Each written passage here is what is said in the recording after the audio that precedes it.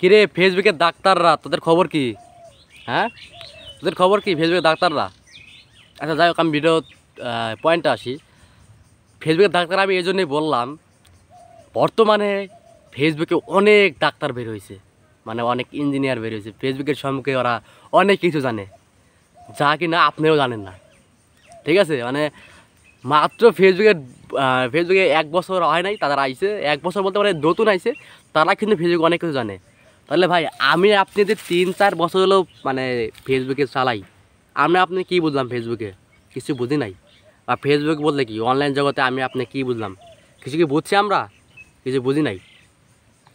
আচ্ছা আমি বলি, আপনার দেখেন যে ফেসবুকে যারা নতুন নতুন ক্রিয়েটর, মানে এখন বর্তমানে ফেসবুকে একটু বেশি কন্টেন্ট ক্রিয়েটর হয়ে গেছে। ঠিক আছে, বেশি মানুষ ভিডিও বানায়, মানে বলতে গেলে দেখেন অডিয়েন্সের থেকে কন্টেন্ট ক্রিয়েটর বেশি হয়ে গেছে এখন ফেসবুকে।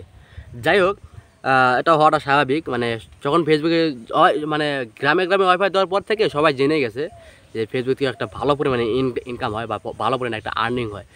সেই জন্য হচ্ছে ফেসবুকে এখন মানুষ চলে আসছে ভালো ভালো ভিডিও কন্টেন্ট বানানোর জন্য। কিন্তু ভালো ভিডিও বানাতে এসে এখন তারা মানে পড়ছে বলতে আপনার ভালো ভালো ভিডিও বানাতে এসে দেখেন মানে এমন কন্টেন্ট বানায় যে দেখার মতো না, বা মানে ভিডিও শো করার সাথে সাথে মানুষ স্ক্রল করে। ঠিক আছে, আর সেই মানুষগুলার সরলতার সুযোগ নিয়ে আপনার ফেসবুকে ডাক্তার আছে, তারা কিনা নানান রকমের ভিডিও বানাচ্ছে যে ফেসবুক ভিডিও ভাইরাল করার জন্য করো করো, একে মেনশন করো, হ্যাশট্যাগ দাও, লাইক করো, শেয়ার করো, এই গ্রুপে শেয়ার করো, মানে নানান কিছু।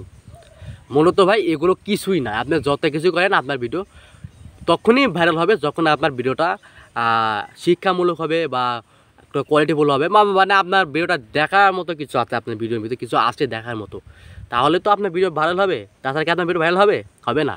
তাহলে আপনি কীভাবে ভাবলেন যে আপনি ক্যামেরার সামনে এসে বক করলেন আপনার ভিডিও ভাইরাল হয়ে গেল? এটা কখনোই হবে না। আপনার অন্যথায় এদের ভিডিও দেখে আপনার সময় নষ্ট করেন না, ভাই ভিডিও করা বাদ দিয়ে দেন আপনারা।